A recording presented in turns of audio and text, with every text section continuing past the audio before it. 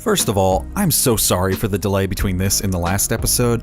I was having some technical difficulties with both of my audio interfaces, and then I've been trying to edit this in my spare time after work, which is not ideal, but we're back, and just in time. Or maybe too late? By the time I'm done editing this and uploading it, the PGA will probably have announced their nominations, and the Golden Globes will be presenting their winners not long after that. Either way, we have so much to cover this episode. I don't even really have time to recap the process for any newcomers. So if this is your first time watching, you may want to pause this video and check out the first half of episode 1 at least. The TLDR, or TLDW, I guess, is that Goldfingers is a data-driven Oscar prediction video series, with the data being all the other award shows leading up to the Academy Awards. So, yeah, after an array of nomination announcements from the AFI, the Golden Globes, the Critics' Choice, and the Screen Actors Guild, we're really in the thick of it now and ready to make our first predictions for some of the major categories. I figure we'll do this like the Oscars and kick things off with a supporting actor prediction, sprinkle some of the less popular awards in between the more interesting ones, and then close out with all the big ones. Okay, here we go. For Best Supporting Actor, we're looking at 4 precursor awards: the Golden Globes, Critics' Choice, Screen Actors Guild, and British Academy of Film and Television Arts, or BAFTA. We've already got nominations for the first 3, and it's really shaped the field. 4 actors snagged all 3 nominations: Mahershala Ali for Green Book, Timothée Chalamet for Beautiful Boy, Adam Driver for Black Klansman, and Richard E. Grant for Can You Ever Forgive Me. Based on nominations, these are statistically equal, so let's look at the outside nominations. But before that, a quick word about them. Outside nominations are nominations for the film in irrelevant categories or award shows, but not so irrelevant that they wouldn't apply. Using this category as an example, an original song nomination really has no bearing on supporting actor unless maybe it's a musical and that actor performs in the song. We'll actually see some of that in the later categories. So what I've tried to do is think logically about the filmmaking process, specifically what other categories the supporting actor is actually interacting with to create that performance, like the director, the screenplay, maybe even the costume department. Other than that, outside nominations might also include award shows that don't have the track record to be official precursor awards, or maybe their requirements exclude too large a portion of the field, like the Spirit Awards. So that's the logic behind outside nominations. I won't have time to list every single outside nomination a film has gotten, and it would get repetitive anyway since they're all interconnected. Instead, I'll give you the overall numbers and list any notables when necessary. So back to the prediction. Of the 4 actors we named, Adam Driver has the edge with 8 outside nominations, including an ensemble nomination at the Screen Actors Guild. We'll place him on top. Mahershala is not far behind with 7. Richard E. Grant is further back with 3, and then Timmy Tim sits at 4 with 0 outside nominations. Only one actor, Sam Elliott for A Star Is Born, received 2 nominations, missing the Golden Globes, so he's our number 5. These are the predicted nominees. Looking below the bubble, the next 2 actors received 1 nomination each: Michael B. Jordan for Black Panther at the Critics' Choice, and Sam Rockwell for Vice at the Golden Globes, with 9 and 8 outside nominations respectively. Since there was such a strong consensus for those first 4, nobody else received a precursor nomination in this category, so we'll leave our predictions here for now. Okay, what's next? Let's do original score? Sure. For Best Original Score, we're looking at 4 awards: the Hollywood Music and Media Awards, Golden Globes, Critics' Choice, and BAFTA. But most importantly, we're looking at the Oscars shortlist. Basically, for 9 categories, the Academy members do their voting in rounds, so that members aren't expected to watch every single eligible film. What this means for us is that if something isn't on the shortlist, we aren't considering it for a nomination, because they aren't. Hollywood Music and Media don't nominate, they just announce winners in specific categories of scores and songs. For our purposes, we'll count each as a win and a nomination, but when it comes down to it, we're going to weigh their wins less than the other awards, since there are multiple winners. They chose Max Richter's score for Mary Queen of Scots for the feature film category, Ludwig Göransson's score for Black Panther for the sci-fi fantasy horror film category, and Alexandre Desplat's, oh god, I'm so sorry about that, score for Isle of Dogs for the animated film category. Taking those into account, only 2 films were nominated in every award, Black Panther and Isle of Dogs, with 4 and 3 outside nominations respectively. Mary Queen of Scots' win would place it 3rd had it not been left off of the shortlist. Instead, with 2 nominations each from the Golden Globes and Critics' Choice, Mark Shaman's score for Mary Poppins Returns and Justin Hurwitz's score for First Man will place 4th and 5th with 3 and 2 outside nominations respectively.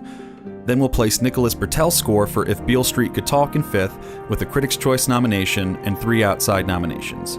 Behold our predicted nominees. Now, normally, with a Critics' Choice nomination and 5 outside nominations, we'd place Chris Bauer's Green Book score in 6th, below the bubble. But the Academy has officially disqualified it due to the prominence of source music in the film, namely the Don Shirley Trio piano pieces. It's just not original enough for Academy standards, so it was left off the shortlist. Instead, we'll go with Marco Beltrami's score for A Quiet Place with a Golden Globe nod and 1 outside nomination. Then we'll populate the rest of this list with scores that made the shortlist but have yet to receive a nomination, ordered by their outside nominations. BlacKkKlansman, Vice, Crazy Rich Asians, and then there's a bunch of films with only 1 outside nom we could put in the 10 spot, but I'm choosing to put the score for Annihilation here because I personally think it's the most worthy. Let's keep going with music and tackle Best Original Song. For this, we're looking at 3 awards: Hollywood Music and Media, Golden Globes, and Critics' Choice. And once again, we'll filter everything through the Oscars shortlist. Like I said before, we'll count Hollywood Music and Media wins as a win and a nomination, just not as significant as wins from the other 2. They chose Shallow from A Star Is Born as Best Original Song from a feature film, I'll Fight from RBG as Best Original Song from a documentary, Stronger Than I Ever Was from Sherlock Gnomes as Best Original Song from an animated film, All the Stars from Black Panther as Best Original Song from a sci-fi fantasy horror film, and Requiem for a Private War from A Private War as Best Original Song from an independent film. However, Requiem for a Private War and Stronger Than I Ever Was both missed the shortlist, so our consideration for those stops there. Taking all that into account, only 2 songs landed a nomination in all 3 awards: Shallow and All the Stars. Both have 4 outside nominations, but A Star Is Born scored an outside win for Outstanding Music Supervision, giving it the edge. I'll Fight will take 3rd with an HMM win, a Critics' Choice nod, and 2 outside nominations. Girl in the Movies from Dumplin' is our 4th with 2 nominations. Making things even more complicated in the next 2 spots are 2 original songs from Mary Poppins Returns, Trip a Little Light Fantastic and The Place Where Lost Things Go. Both earned Critics' Choice nods and 3 outside nominations. Perhaps competing against themselves led to the Golden Globe snubs? I don't know. I have a hard time envisioning one of these not seeing a nomination, based on how well Mary Poppins Returns has done in the awards season so far. But I'm not sure which will make the cut.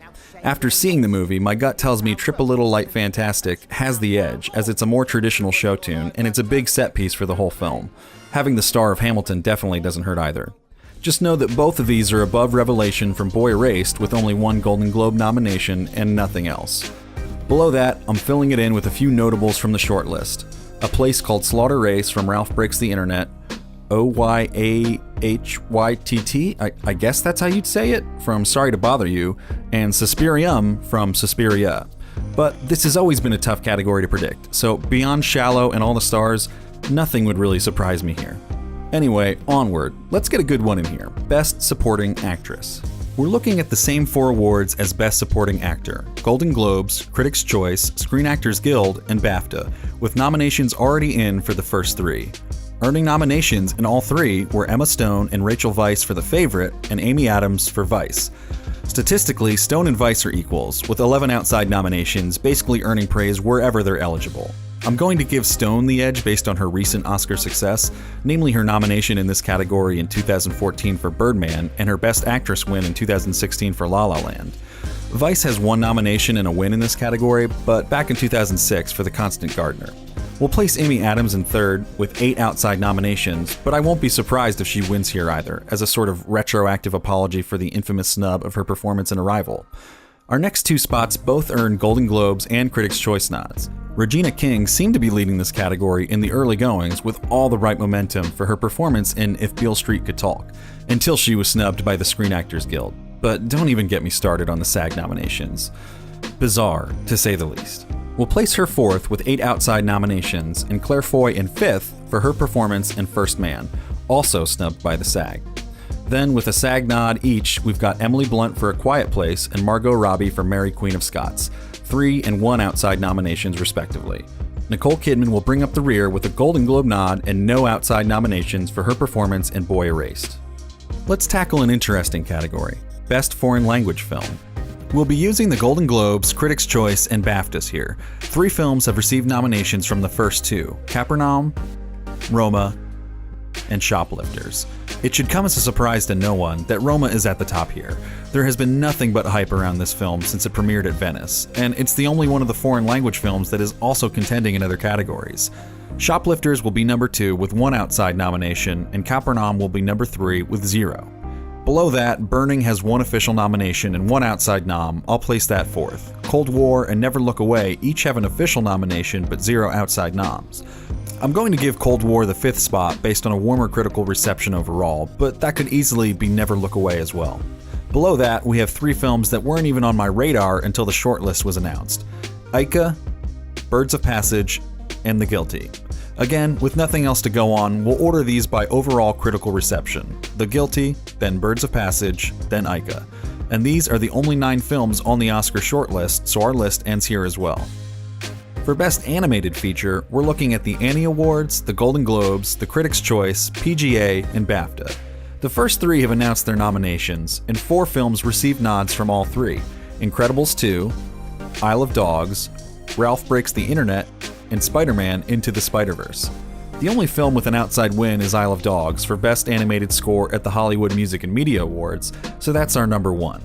Incredibles and Ralph both have 9 outside nominations, but based on overall critical reception, we'll place Incredibles 2nd and Ralph 3rd. Spider-Man had 6 outside nominations, so that's number 4. The Japanese animated film Mirai was nominated by the Golden Globes and Critics' Choice, but missed the Annie nomination, so that's our number 5. Early Man and The Grinch have a nomination each, but Early Man has the outside nomination edge with 6. Let's also update our Best Documentary Feature predictions now that the Oscar shortlist has eliminated a few of our contenders.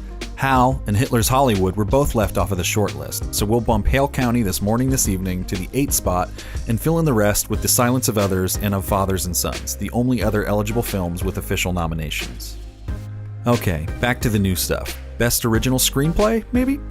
Here we're looking at the Golden Globes, Critics' Choice, Writers Guild of America, or WGA, and BAFTA. 4 films received nominations from both of the first 2 awards: The Favorite, Green Book, Roma, and Vice.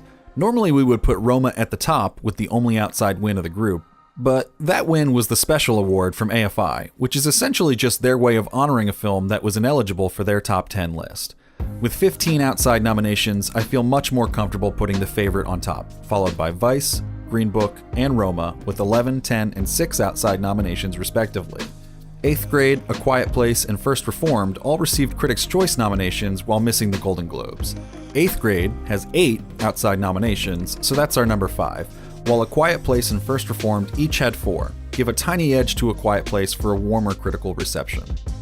Let's hop over to the other side, Best Adapted Screenplay. Here we're also looking at the Golden Globes, Critics' Choice, WGA, and BAFTA, but also the University of Southern California Scripter Award, or USC, which is awarded only to adapted screenplays. Now, the Golden Globes don't distinguish between adapted and original, but the Critics' Choice, WGA, and BAFTA all do. As a result, there was only 1 adapted screenplay nominated for the Golden Globe, and it also nabbed a Critics' Choice nod, making If Beale Street Could Talk our number 1. The rest of our contenders have only been nominated by the Critics' Choice so far, and we're just ordering them by their outside nominations at this point. We've got A Star is Born, Black Klansman, Black Panther, Can You Ever Forgive Me, and First Man.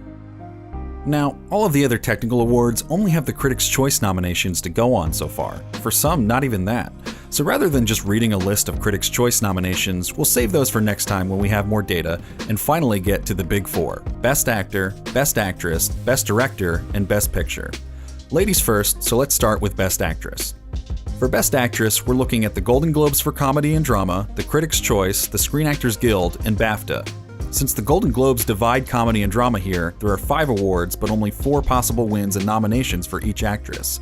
This makes our top 5 pretty obvious, as all 5 have been nominated by all 3 of the 4 awards announced so far. I know.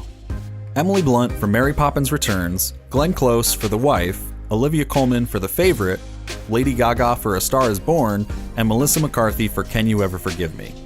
Olivia Colman leads the pack with 12 outside nominations to Lady Gaga's 10. However, Lady Gaga has an outside win at the Hollywood Music and Media Awards, where Shallow won Best Original Song in a Feature Film.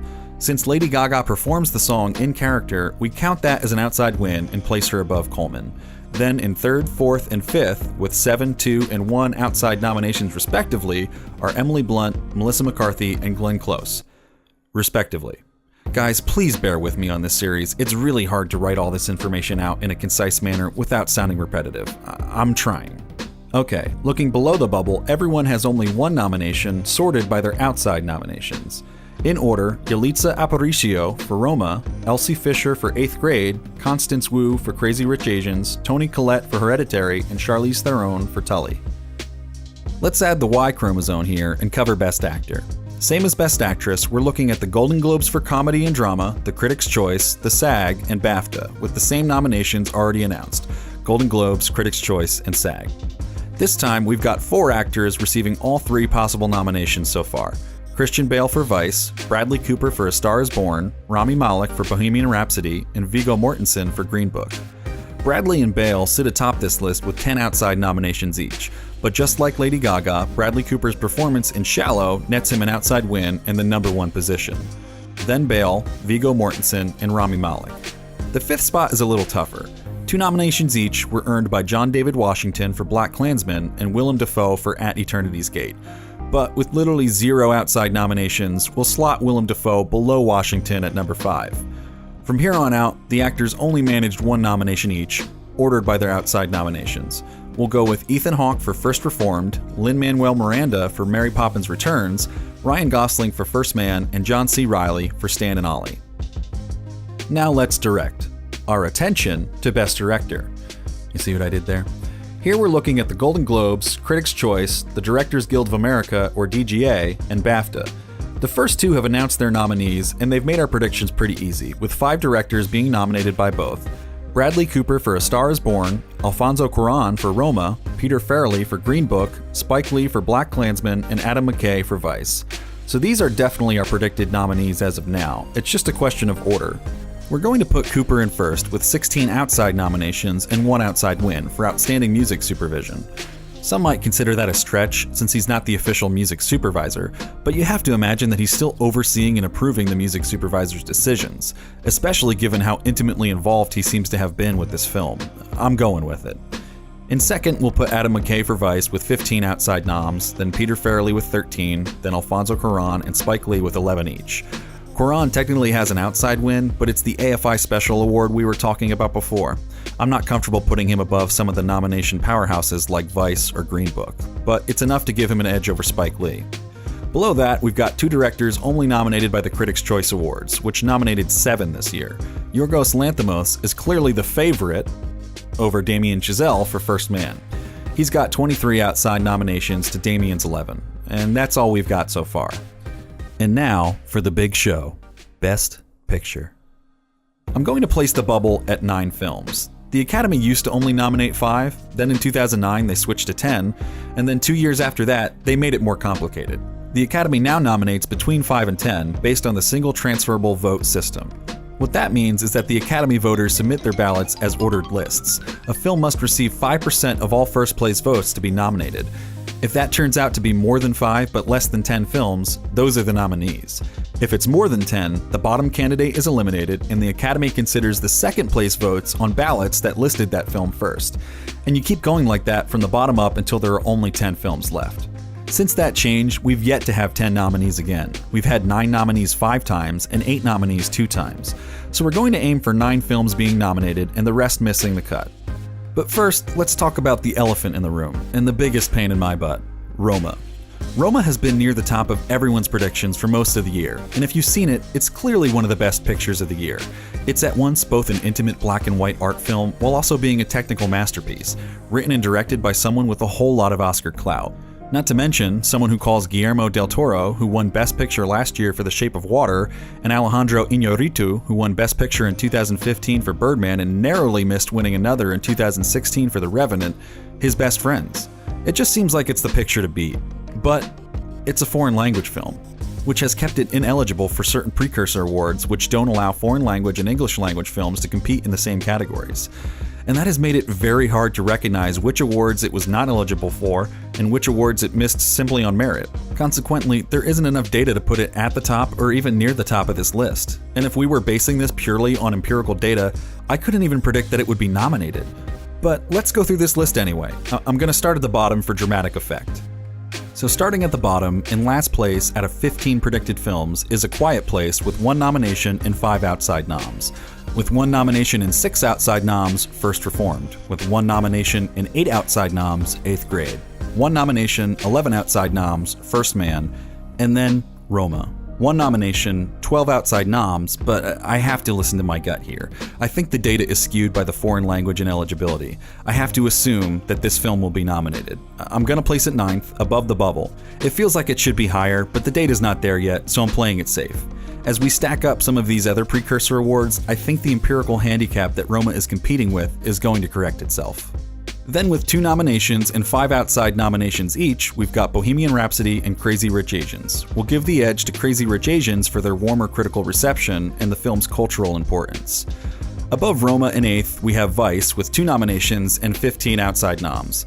And then 4 films with 3 nominations each, ordered by outside noms. If Beale Street Could Talk with 9, Green Book with 12, Mary Poppins Returns with 17, and The Favorite with 21. And that brings us to the 3 top contenders, with 4 nominations each. They haven't missed a single one so far. With 9 outside nominations, in 3rd is BlacKkKlansman, and then competing for the top spot are Black Panther and A Star Is Born. Both have 2 outside wins, but A Star Is Born has 17 outside nominations to Black Panther's 16. And yeah, there you have it. Let's just sit with this for a moment.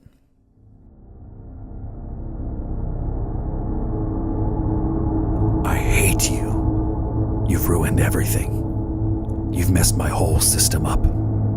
Years of training for this. Wasted. Worthless. Nothing. I hate you.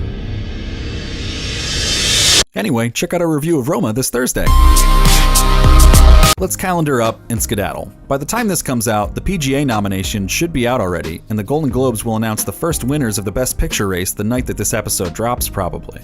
Then, on January 7th, we've got a whole ton of Guild nominations. The Eddie nominations from the American Cinema Editors, the Art Directors Guild, the American Society of Cinematographers, the Directors Guild of America documentary nominations, and the Writers Guild of America. On the 8th, the Cinema Audio Society and the DGA feature nominations. On the 9th, the BAFTA nominations. On the 10th, which happens to be my birthday, the Costume Designers Guild and the Makeup and Hairstylist Guild nominations. On the 13th, we'll find out the Critics' Choice winners. On the 15th, the USC Scripter nominations. On the 19th, the PGA Awards. On the 21st, the Motion Picture Sound Editors nominations. And then, finally, on the 22nd, the Academy Award nominations. Then we'll round out the month with the SAG Awards on the 27th. At which point, we'll be less than a month away from the Academy Awards ceremony.